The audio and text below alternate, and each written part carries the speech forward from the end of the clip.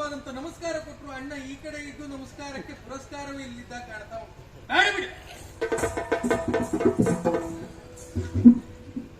ಅಯ್ಯೋ, ಹೇಗೆ ನಮಸ್ಕಾರ ಕೊಟ್ಟರು ಅಣ್ಣ ತಗೊಳ್ಳುದಿಲ್ಲಲ್ಲ. ಗೌರವಪೂರ್ವಕವಾದಂತ ನಮಸ್ಕಾರಕ್ಕೆ ಇಲ್ಲಿ ಅಣ್ಣ ನಮಸ್ಕಾರ. ಅಣ್ಣ ಸತ್ತ. ಅಯ್ಯೋ ಕೇಳ, ಯಾವ್ದಣ್ಣ? ಎಲ್ಲಿಗೆ ಹೋಗಿದ್ಯೋ? ತಿರುಗಾಟ. ಸಭೆಯಲ್ಲಿರ್ಬೇಕು ಅನ್ನುವುದಿಲ್ಲ. ಅಯ್ಯೋ, ಮೊನ್ನೆ ಬಂದಿದ್ದೆ. ನೋಡ, ಏನು ಈ ದ್ವಾರಕೆಯವರೆಲ್ಲ ಸಾಲು ಸಾಲಾಗಿ ಹೋಗ್ತಾ ಇದ್ದಾರೆ. ಅಯ್ಯೋ, ಬಹುಶಃ ಹೀಗೆ ನನಗೆ ಆಶ್ಚರ್ಯ ಆಯ್ತು. ಬರುವಾಗ ದಾರಿಯಲ್ಲಿ ಎಲ್ಲರೂ ಕರೆದು ಕೇಳಿದೆ ಎಲ್ಲಿಗೆ ಎಲ್ಲಿಗೆ ಅಂತ. ಯಾರು ಒಂದು ಮಾತಾಡುದಿಲ್ಲ, ಎಲ್ಲ ಅವರವರೊಳಗೆ ಮಾತಾಡ್ಕೊಂಡು ಹೋಗ್ತಾ ಇದ್ದಾರೆ. ಬಹುಶಃ ಯಾವ್ದೋ ದೊಡ್ಡ ರೋಗ ಬಂದಿರಬೇಕು ದ್ವಾರಕೆಗೆ. ಊರು ಬಿಟ್ರನ ರೋಗ ಬರುವುದಾದ್ರೆ ಮೊದಲು ನಿನಗೆ ಬರ್ತದೆ. ಮಾಡಿದ ಕೂಡ ಪಾಪದ ಕೆಲಸ ಮತ್ತು ನಿನಗೆ ಹೇಗೆ ಒಳ್ಳೇದಾಗ್ತದೆ. ಅಲ್ಲ, ಹಾಗಲ್ಲ. ವಿಷಯ ಕೇಳೋ. ಏನನ್ನ? ಉಪವನಕ್ಕೆ ಒಬ್ಬರು ಯತಿಗಳು ಬಂದಿದ್ರು. ಹೌದಾ? ಹೌದಾ ಹೇಳುದು ಕಳಿಸ್ತವನೇ ಇವ ಅಂತ ತಿಳ್ಕೊಂಡು. ಹೌದಾ? ಹೌದು. ವನಪಾಲಕರಿಂದ ವಿಷಯ ಗೊತ್ತಾಯ್ತು. ಗೊತ್ತಾಗ್ಲೇಬೇಕು. ಹೋದೆ, ಹೋಗ್ಬೇಕು, ಬರಬೇಕು ಚಾತುರ್ಮಾಸ ಕಳೆಯುವುದಕ್ಕೆ ಎಂದೆ. ಒಳ್ಳೆ ಗುಣ. ಹೌದ ನಂದ ಅಲ್ಲ, ಹೋಗಿ ಹೇಳಿ ನಿಮ್ದು. ಹೇಳಿದೆ, ಆಗುದಿಲ್ಲ ಅಂದ್ಬಿಟ್ಟು. ಮತ್ತೆ ಮತ್ತೆ ಅಂದ್ರೆ ಹಾಗಲ್ಲ, ಅಷ್ಟೆಲ್ಲ ಸುಮ್ಮನೆ ಬರ್ತಾರಂತ ನೋಡು. ನಿನ್ನ ಅಣ್ಣ ತಕೊಂಡ ಮೇಲೆ ಹೇಗೆ ಅಂತ ನಿನಗೆ ಗೊತ್ತಿಲ್ಲ. ಅಯ್ಯೋ, ದಿನನಿತ್ಯ ನೋಡಿದ್ದೇನೆ. ಗೊತ್ತಾಯ್ತಾ? ಆ ಮಟ್ಟಿಗೆ ನೀವು ಒಡ್ಡಿಲ್ಲ. ತಕೊಂಡಾಗ ಒಂದೇ ರೀತಿ, ತಕೊಂಡ ಮೇಲೆ ಒಂದೇ ರೀತಿ. ವಿಷಯ ಕೇಳಿ. ಯಾಕೆ ಯಾಕೆ ಈ ಕೆಲವರು ಜೊತೆಗೆ ವ್ಯವಹಾರ ಮಾಡುವಾಗ ಸ್ವಲ್ಪ ತಗೊಂಡೇ ಮಾಡ್ಬೇಕಾಗ್ತದೆ. ಅಲ್ಲದೆ ಇದ್ರೆ ತಲೆ ಸರಿ ಇರುವುದಿಲ್ಲ. ಸಿಟ್ಟು ನೆತ್ತಿಗೆ ಏರಿತು. ಮತ್ತೆ ಯಾಕೆ ಬರುವುದಿಲ್ಲ? ಒಳ್ಳೆ ಪ್ರಶ್ನೆ. ಹಠದಿಂದ ಹೇಳಿದೆ, ನೀವು ಬರಲೇಬೇಕು. ಅಲ್ಲದೆ ಇದ್ರೆ ಸಾವಿರ ಸಾವಿರ ದ್ವಾರಕಾ ನಿವಾಸಿಗಳು ಪಾಪಿಗಳಾಗ್ತಾರೆ. ಬರ್ತೇನೆ ಅಂದ್ಬಿಟ್ರು. ನಿನ್ನ ಮಾತಿಗೂ ಅಂದ್ರೆ ಒಪ್ಪಿ, ನಿನ್ನ ಮಾತಿಗೆ ಒಪ್ಪಿ ಬರ್ತೇನೆ. ಜನ ಬರು ನಿನ್ನ ಮಾತಿಗೆ ಅಂತ ಅಲ್ಲ, ನಿನ್ನ ಮಾತನ್ನು ಕೇಳಿ ಒಪ್ಪಿ ಬರ್ತೇನೆ ಅಂತ ಹೇಳಿದ ಯೋಗ. ಬಂಗಾರದ ಫಲಕ್ಕಿ ನಾನೇ ಹೆಗಲು ಕೊಟ್ಟೆ. ಆ ಮಟ್ಟಿಗೆ ಗಟ್ಟಿ ನೀನು. ಆಮೇಲೆ ಕರೆ ತಂದು ಪ್ರಮದಾವನದಲ್ಲಿ ಅವರನ್ನು ಇರಿಸಿ ಕಾಳಿಕಾ ಗುಡಿಯ ಅವರ ನಿತ್ಯಾನುಷ್ಠಾನಕ್ಕೆ ಅನುಕೂಲ ಮಾಡಿಕೊಟ್ಟು ತಂಗಿ ಸುಭದ್ರೆಯನ್ನ ಕರೆದುಕೊಂಡು ಹೋಗಿ ಅವರ ಕೈ ಮೇಲಿಟ್ಟು ಪೂರ್ಣ ಎಂದು ಮುಖಿ ನಿಮ್ಮ ವಾಟ ಕೊಟ್ಟು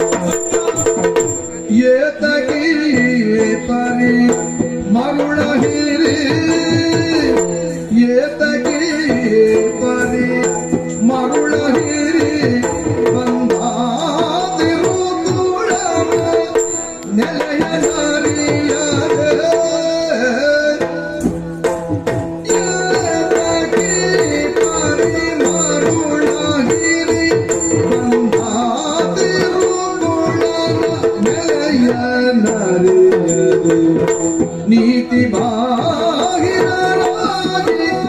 ತಂದೆಯ ಮಾತು ಒಪ್ಪಿಸಿ ಕೊಡುವಾರೆ ನೀ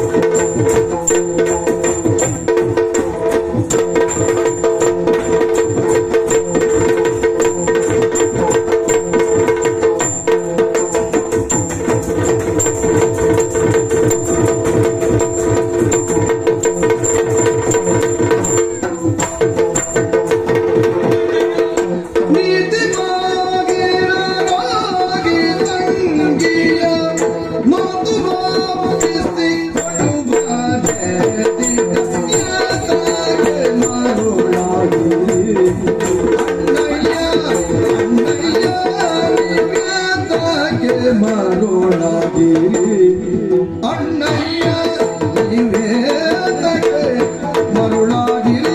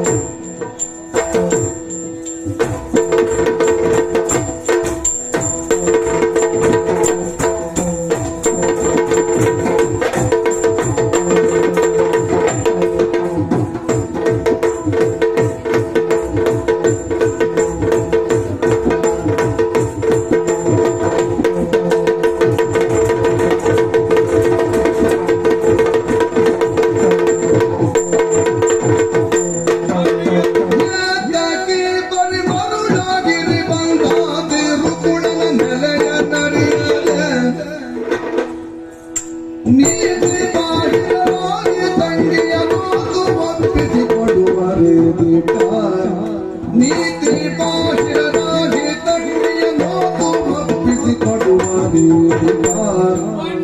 ಇವತ್ತಕ್ಕೆ ಮರುಳಾಗಿರಿ ಅಣ್ಣಯ್ಯ ಅಣ್ಣಯ್ಯ ಅಣ್ಣಯ್ಯ ನಿವೇದಕ್ಕೆ ಮರುಳಾಗಿರಿ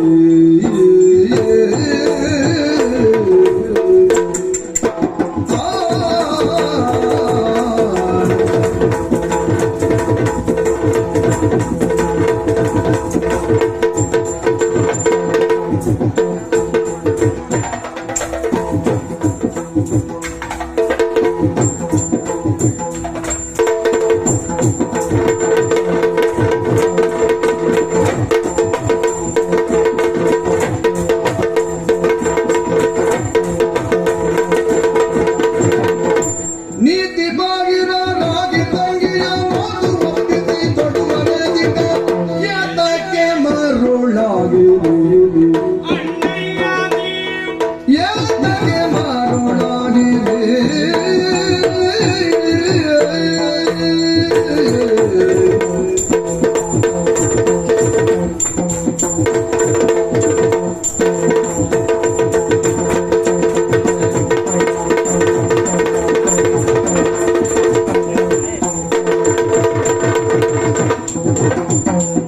ಯಾತಕ್ಕೆ ಮರುಳಾಗಿರಿ ಅಣ್ಣಯ್ಯ ಯಾತಕ್ಕೆ ಮರುಳಾಗಿರಿ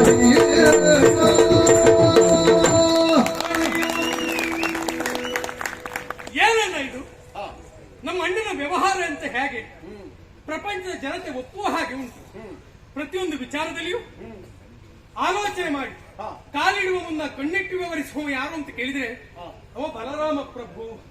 ಎಲ್ಲರೂ ಆಡುವ ಮಾತು. ಆದ್ರೆ ಇವತ್ತು ನೀವು ನಡೆಸಿರುವಂತ ಕಾರ್ಯ ಮನಸ್ಸಿಗೆ ಸ್ವಲ್ಪ ಬೇಸರ ತಂದದ್ದು ಹೌದು. ಅರ್ಥ ಆಯ್ತಾ? ತಿರುಗಿ ಕೂಡು ನಿನಗೂ ಸಂತೋಷ ಆಯ್ತು ಮಾಡ್ಬೇಕು. ಹೌದು, ನನಗೆ ಒಂದ್ ಜಾತಿಯ ಸಮಾಧಾನ, ಒಂದ್ ಜಾತಿಯ ಸಂತೋಷ, ಜೊತೆಗೊಂದು ಬೇಸರ. ಅವರನ್ನ ಕರೆತಂದ್ರಿ, ಪೂಜಿಸಿದ್ರಿ. ನಿಜವಾಗಿ ನೀವು ನಿಮ್ಮಂತವ್ರು ಮಾಡುವಂತ ಕಾರ್ಯವೇ ಅದು. ಏನ್ ಮಾಡ್ಬೇಕಿತ್ತು ಅಣ್ಣ ನೋಡುವ, ಬಂದಿರುವ ಇನ್ನಾದ್ರೂ ನಿನ್ನ ಹತ್ರ ಕಲಿತೇನೆ. ಏನ್ ಮಾಡ್ಬೇಕಿತ್ತು? ಒಂದು ಕಲಿಯುವ ಮನಸ್ಥಿತಿ ನಿನಗಿರಬಹುದು, ಆದ್ರೆ ನಿನಗೆ ಹೇಳ್ಕೊಡುವಷ್ಟು ದೊಡ್ಡವ ನಾನಾಗೋದ್ನಲ್ಲ ಅಂತ ತಲೆಬಿಸಿ. ಮತ್ತೆ ತಪ್ಪಾದಿಯಲ್ಲ ಅದಂತೆ ನೀನು ಮಾಡಿರುವ ಕಾರ್ಯವೇ ಹಾಗಾಗಿ ಹೋಯ್ತಣ್ಣ. ಬಂದಿರುವಂತ ಯತಿಗಳನ್ನ ನೀನು ಪುರದವರೆಗಾಗಿ ಕರೆತಂದೆ. ಬಂಗಾರದ ಪಲ್ಲಕ್ಕಿಯಲ್ಲಿ ಹೆಗಲನ್ನು ಕೊಟ್ಟು ಅವರನ್ನು ಕರೆತಂದು ಕಾಳಿಕಾ ದೇವಾಲಯದಲ್ಲಿ ಪೂಜೆಗೆ ಅವರನ್ನು ಇರಿಸಿ ಅವರಿಗೆ ಬೇಕು ಬೇಕಾದಂತ ಸಾಮಗ್ರಿಗಳ ವ್ಯವಸ್ಥೆಯನ್ನು ಮಾಡಿ ಅನುದಿನವೂ ಅನುನಿತ್ಯವೂ ಅವರಿಂದ ಆಶೀರ್ವಾದವನ್ನು ನೀನು ಪಡಿತಿ ಅಂತ ಆಕ್ಷೇಪವೇ ಇಲ್ಲ. ಎಂತ ಕಾರ್ಯ ನನ್ನ ಅಣ್ಣ. ಆಕ್ಷೇಪವೇ ಇಲ್ಲ. ಹೌದು, ಮತ್ತೆ ಆಕ್ಷೇಪ ಈಗ ಎಲ್ಲಿ?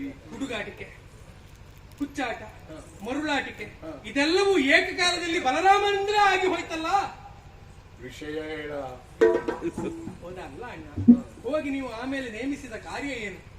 ಬಂದಿರುವಂತ ಯತಿಗಳ ದಿನನಿತ್ಯದ ಅವರ ಕೈಂಕರ್ಯಕ್ಕೆ ಪೂರಕವಾಗಿ ಅವರ ಸೇವೆಯನ್ನ ಮಾಡುವುದಕ್ಕಾಗಿ ಅವರೇ ಹೇಳಿದ್ದಾರೆ. ನಿನಗತಿ ಪ್ರಿಯರಾಗಿ ಮನದಿ ಶ್ರೇಯೋ ಬಯಸಿದರು. ಹೌದು, ಆ ಕ್ಷಣಕ್ಕೆ ನಿನ್ನ ಆಲೋಚನೆಗೆ ನಿನ್ನ ಮತಿ ಮಿತಿಯಲ್ಲಿ ಬಂದವಳು ಸುಭದ್ರೆ ಹಿಂದೂ ಮುಂದೆ ಆಲೋಚನೆ ಮಾಡಲಿಲ್ಲ. ತೆಗೆದುಕೊಂಡು ಹಾಗೆ ಅವಳನ್ನು ಅಲ್ಲಿಗೆ ನೇಮಿಸಿಬಿಟ್ಟೆ. ಏನಾಯ್ತು ಈಗ? ಅಯ್ಯೋ, ಅದರ ಬದಲಾಗಿ ನನ್ನನ್ನಾದ್ರೂ ನೇಮಿಸಿದ್ಯಾ? ನನ್ಗೆ ಚಾತುರ್ಮಾಸ ಮುಗಿಸ್ಬೇಕು ಅಂತ ಆಸೆ ಉಂಟು. ಮಧ್ಯದಲ್ಲಿಯೇ ಮತ್ತೊಂದು ಮಠ ಹುಡುಕೊಂಡು ಹೋಗುದು ಬೇಡ. ಹಾಗಲ್ಲ ನಾನು ಹೇಳಿ. ಅಯ್ಯೋ ತಮ್ಮ, ಈಗ ನಾ ಹೇಳುದು ಈಗ ತಗೊಂಡೋಗಿ ಇಟ್ಟೆ ಅಂತ ಆಯ್ತು. ಹೌದು, ಈಗ ನಾನು ತಪ್ಪು ಮಾಡಿದೆ. ತಪ್ಪೆ ಯಾಕೆ? ಬಂದಿರುವಂತ ಯತಿಗಳು ಯಾರು, ಅವರ ಪೂರ್ವಾಪರ ಏನು, ಯಾವ ಮಠದಲ್ಲಿ ಇದ್ದವರು, ಆ ಮಠದಿಂದ ಈ ಆಟ ಬಂದು ಚಾತುರ್ಮಾಸಕ್ಕೆ ಇಲ್ಲೇ ಅನುಕೂಲ ಯಾಕಾಯ್ತು, ಹೀಗೆ ಇದ್ದ ಹಲವಾರು ಮತ್ತದೆರಡು ವಾಕ್ಯ ಹೇಳ. ಕೊಕ್ಕು ಹೊರಬಿದ್ದ ಮಠ ಎಷ್ಟಾಯ್ತು, ಅವ್ರಾಗ ಹೊರಬಿದ್ರು ಬೇರೆಯವ್ರು ದೂಡಿದ್ರು. ಹಾಗಲ್ಲ. ಯಾಕೆ? ನಾಳೆಗೆ ಚಾಪಲ್ಲಿ ಹಾಗಲ್ಲ. ಬಂದಿರುವಂತ ಯತಿಗಳು ಏನು, ಅವರ ಪೂರ್ವಾಪರ ಯಾವುದು ಎತ್ತ ಎನ್ನುವುದನ್ನು ತಿಳಿಯದೆ ಮುದ್ದಿನಿಂದ ಸಾಕಿರುವಂತ ನಮ್ಮ ತಂಗಿಯನ್ನ ಅವರ ಪಾಲಿಗೆ ಒಪ್ಪಿಸ್ತೀರಿ ಅಂತಾದ್ರೆ ನೋಡುವವರು ಏನು ಹೇಳಿ ಯಾರು? ಇದ್ರ ಬಗ್ಗೆ ನೀವು ಸ್ವಲ್ಪ ಆಲೋಚನೆ ಮಾಡಬೇಕಿತ್ತು. ಈಗ ಇಷ್ಟೆಲ್ಲ ಮಾಡಿ ಆಗುವುದಾದ್ರೂ ಏನು ಅಂತ ಗೊತ್ತಾ? ನಿಜವಾಗಿ ಅವರ ಸೇವೆಗೆ ಅವರನ್ನು ನೇಮಿಸಿದ ಪರಿಣಾಮವಾಗಿ ನಾಳೆ ದಿವಸ ಕಂಡವರು ನಿಮ್ಮನ್ನು ಆಕ್ಷೇಪಿಸುವುದಿಲ್ವಾ? ಮದುವೆ ಆಗಿದ್ದ ಹೆಣ್ಣು ಬೇರೆ.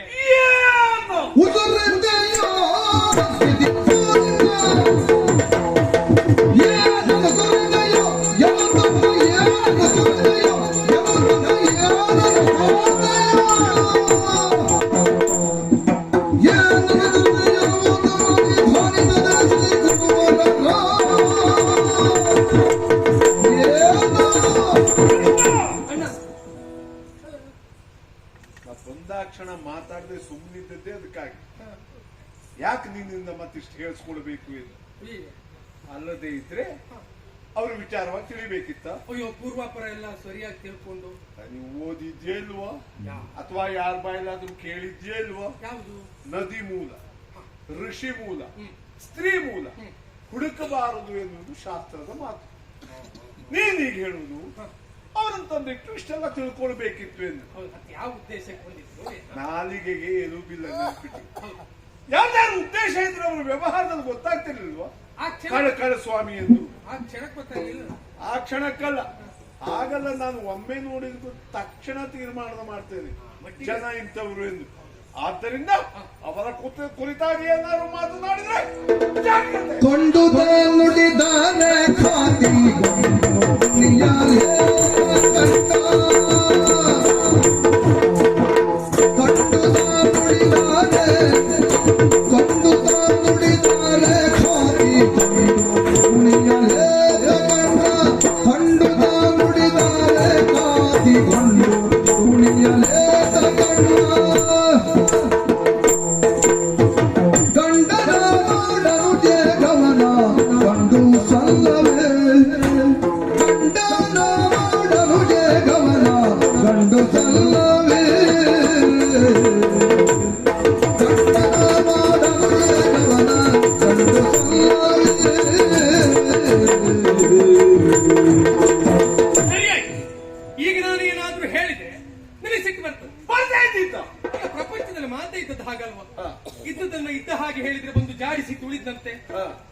ಕಂಡ ಹಾಗೆ ಹೇಳಿದ್ರೆ ಕೆಂಡದಂತಹ ಸಿಟ್ಟಂತೆ. ಇದ್ದದ್ದನ್ನ ಇದ್ದ ಹಾಗೆ ಹೇಳಿದ್ರೆ ವಿಷಯ ಅದು ಅಲ್ಲವೇ ಅಲ್ಲ, ಇದ್ದದ್ದಲ್ಲ ಹಾಗೆ.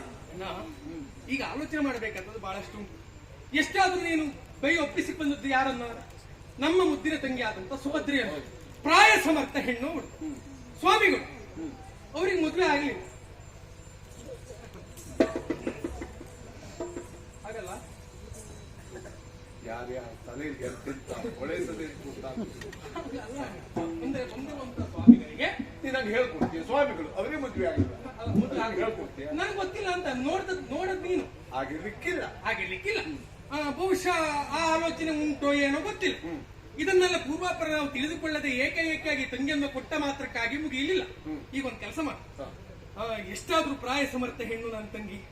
ಬಂದಿರುವವರು ಸ್ವಲ್ಪ ಸಮಪ್ರಾಯದವರು ಅಂತ ನಾನು ಕೇಳಿದ್ದುಂಟು. ಅದಕ್ಕಾಗಿ ನೀ ಈ ಜನ್ಮಕ್ಕೆ ಹೋಗುವುದಿಲ್ಲ ಬಿಡು. ಹಾಗೆ ಬಂದಿರುವಂತ ಅವರಿಗೆ ಹೇಗೂ ಕೈಯೊಪ್ಪಿಸಿಕೊಂಡು ಬಂದಿದ್ದೀವಿ. ಅವರನ್ನೇ ನಮ್ಮ ತಂಗಿಗೆ ಗಂಡನಾಗಿಸು. ಬಂದವರು ಎಷ್ಟಾದ್ರೂ ಗಂಡಸ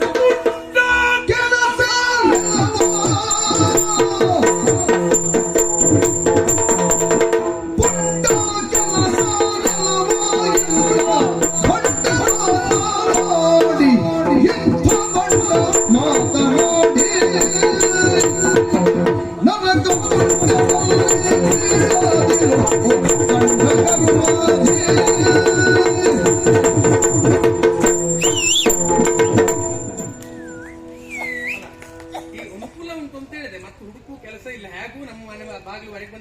ಬಾಯಿ ಮುಚ್ಚ. ಪೂಜೆ ಮಾಡ್ತಾರೆ ಆಯ್ತು. ಕೆಟ್ಟ ಮಾತಾಡಿ ಪಾಪದ ಹೊಂಡಕ್ಕೆ ಬೀಳ್ಬೇಡ. ಅಲ್ಲದೆ ಇದ್ರೆ ಎತ್ತುಗಳು ಅಂದ್ರೇನು, ತಂಗಿ ಅಂದ್ರೇನು, ಅವ್ರಿಗೆ ಮದುವೆ ಅಂದ್ರೇನು, ತಂಗಿಯನ್ನು ಅವ್ರಿಗೆ ಕೊಡುವುದೇನು, ಇಂತಹ ಮಾತನ್ನಾಡುವ ನೀನು ಪುಟ. ಯಾರು ಆರು ಪುಂಡರ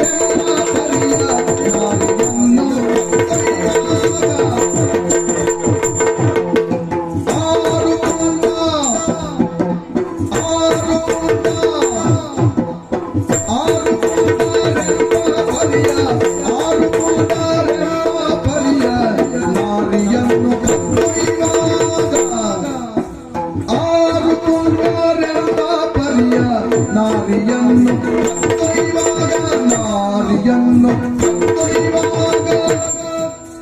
ತೋರಿ ಕೊಡುವೆಯೇಗ ಭೂರಿ ಸಂವಾದ ತೋರಿ ಕೊಡುವೆಯೇಗ ಭೂರಿ ಸಂವಾದ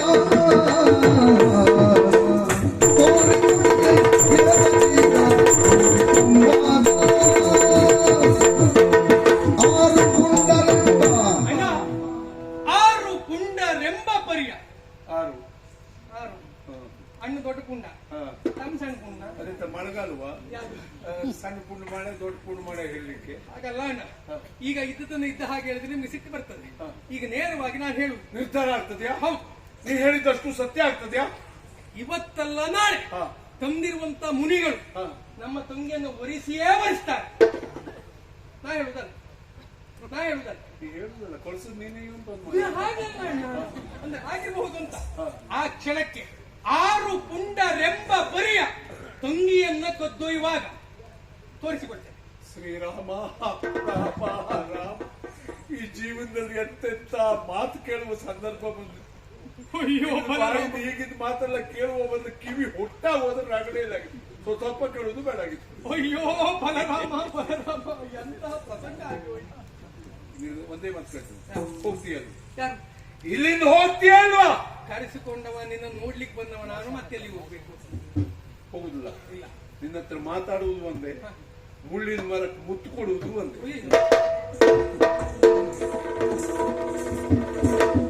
ಮುಂತಪ್ಪ ಗಜ್ಜೆಗೆ ನಿರಾತಂಕ ಮಾತೆಂದು ಸಂತೋಷವಾಗುತ್ತಾದು ತೆರಳಿದವು ರಾಜಮಂದಿರಕ್ಕಾಗಿ. ಮುಂದಪ್ಪ ಕಚ್ಚಕ್ಕೆ ನಿರಾತಂಕವಾಯಿತು, ಅನುಮಾನವೇ ಇಲ್ಲ. ಯಾವ ರೀತಿಯಾಗಿ ಭಾರತನಿಗೆ ಸೂಚನೆಯನ್ನು ಕೊಟ್ಟು ಅದೇ ಪ್ರಕಾರವಾಗಿ ನೇರವಾಗಿ ಅರಮನೆಗೆ ಬರುವಷ್ಟು ವ್ಯವಸ್ಥೆ ಆಯ್ತಾ ಇಲ್ವೋ? ಅಣ್ಣ ಕೈಯೊಪ್ಪಿಸಿಕೊಂಡ ಕೊಟ್ಟು ಬಂದ ಎನ್ನುವ ಮಾತ್ರಕ್ಕಾಗಿ ಪ್ರಸಂಗ ಇಲ್ಲಿಗೆ ಮುಗಿಯುವುದಿಲ್ಲ. ಈಗ ಬದಲಾವಣೆ ಪ್ರಾರಂಭ. ಸುಭದ್ರಾ ಕಲ್ಯಾಣ ಯಥಾಯೋಗ್ಯವಾಗಿ ನಡೆಯಬೇಕಾ? ಇಷ್ಟು ವ್ಯವಸ್ಥೆ ಅದು ಒಳ್ಳೇದಾಯ್ತು. ಇನ್ನೇನಾಗ್ಬೇಕು ಅದನ್ನ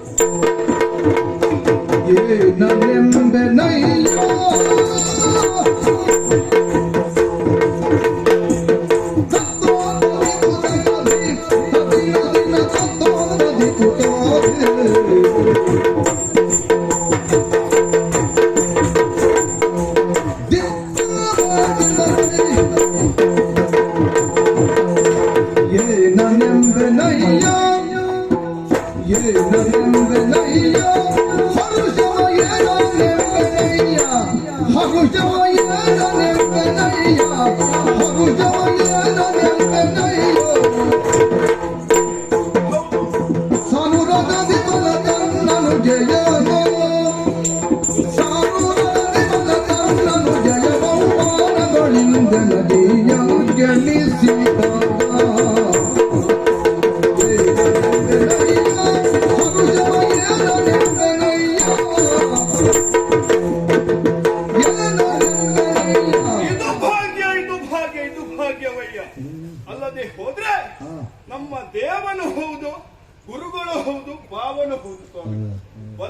ರಾಮಚಂದ್ರರು ಈಗಾಗಲೇ ನನಗೊಂದು ಲೇಖನವನ್ನು ಬರೆದು ಕಳಿಸಿದ್ದಾರೆ. ಆತನ ತಂಗಿಯಾಗಿರುವಂತಹ ಸುಭದ್ರೆಯನ್ನು ನನ್ನನ್ನು ಕೊಟ್ಟು ಮದುವೆ ಮಾಡ್ತಾರೆ ಎನ್ನುವುದಾಗಿ. ತಡ ಯಾಕೆ? ನಮ್ಮವರನ್ನ ಕುಡಿಕೊಂಡು